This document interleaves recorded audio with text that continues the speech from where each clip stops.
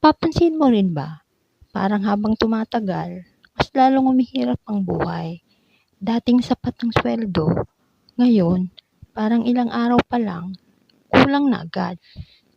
Dating kaya pang mag-grocery nang hindi masyadong iniisip ang presyo, pero ngayon halos bawat bilihin tumaas na. Bigas, kuryente, tubig, pamasahe, langis, at kahit simpleng pagkain, ramdam na ramdam ang pagmahal. Kaya maraming Pilipino ngayon ang nagtatanong, ano ba talaga ang nangyayari? At bakit parang pahirap ng pahirap ang buhay? Isa sa pinakamalaking dahilan ay ang inflation. Kapag sinabing inflation, ibig sabihin tumataas ang presyo ng mga bilihin. Pero ang problema, hindi kasabay nito ang pagtaas ng sahod ng karamihan. Kaya kahit pareho lang ang sweldo mo, mas kaunti na ang nabibili nito ngayon. At itong dahilan kung bakit maraming pamilya ang hirap pagkasya ng budget. Pero bakit nga pa tumataas ang presyo? Maraming dahilan.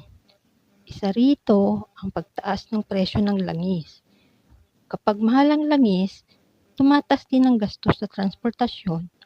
Kapag mas mahal magbiyahe, mas mahal din magpadala ng produkto. At kapag mas mahal ang delivery, mas mahal din ang presyo sa tindahan. Kaya kahit hindi ka naman bumibili ng gasolina, naaapektuhan ka pa rin.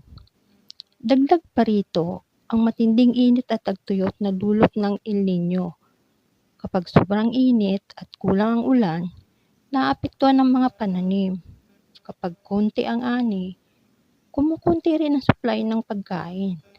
At kapag kulang ang supply, tumataas lalo ang presyo. Kaya minsan, kahit simpleng gulay o bigas, biglang nagmamahal. May mga eksperto rin na nagbababala tungkol sa posibilidad ng kakulangan sa supply ng kuryente. Kapag sobrang init, mas maraming gumagamit ng aircon at electric fan. Mas tumataas ang demand sa kuryente at kapag kulang ang supply, posibleng magkaroon ng brownout sa ilang lugar. Ito rin ang dahilan kung bakit maraming negosyo at pamilya ang nag-aalala. Pero sa gitna ng lahat ng ito, may isang bagay na dapat maintindihan ng bawat Pilipino. Hindi natin kontrolado ang lahat ng nangyayari sa ekonomiya. Pero may kontrol tayo sa paraan kung paano tayo naghahanda. Sa panahon ngayon, mas mahalaga ang financial discipline. Mas mahalagang matutong mag-budget. Mas mahalagang umiwas sa unnecessary gastos. At mas mahalagang magkaroon ng emergency fund. Kahit paunti-unti lang. Dahil sa panahon ng krisis, ang taong handa, mas malaking chance makaraos. Marami ring tao ngayon ang sobrang stressed at natatakot sa future at understandable yon. Mahirap talagang mabuhay kapag parang walang kasiguruduhan. Pero tandaan mo ito, hindi lahat ng krisis panghabang buhay. Maraming beses nang dumaan sa matinding pagsubok ang mundo at maraming tao rin ang nakaahon. Ang importante, huwag tayong mawala ng pag-asa at huwag tayong tumigil matuto. Dahil sa panahon ngayon, ang kaalaman ay napakahalaga. Kapag marunong kang humawak ng pera, mas makakaiwas ka sa problema. Kapag marunong kang mag-adjust, mas makakasabay ka sa pagbabago. At kapag marunong kang maghanda, mas magiging kampante ka kahit may mga pagsubok. Hindi man natin kontrolado ang inflation o presyo ng langis o matinding init, kontrolado pa rin natin ang ating mindset. Kontrolado pa rin natin ang ating disiplina. At kontrolado pa rin natin ang mga desisyong ginagawa natin araw-araw.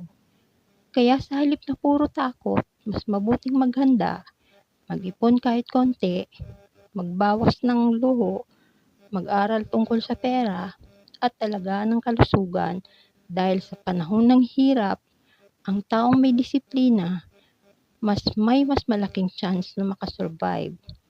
At tandaan mo ito, hindi ka nag-iisa. Maraming Pilipino rin ang lumalaban araw-araw. Maraming pamilya rin ang naghahanap ng paraan para makaraos. At kahit mahirap ang sitwasyon ngayon, may pag-asa pa rin. Basta tuloy lang ang laban at tuloy lang ang pagbangon. Kung gusto mo ng mas marami pang videos tungkol sa current events, financial literacy, pag-asenso, at practical life advice, mag-subscribe ka lang at i-comment mo. Maghahanda ako.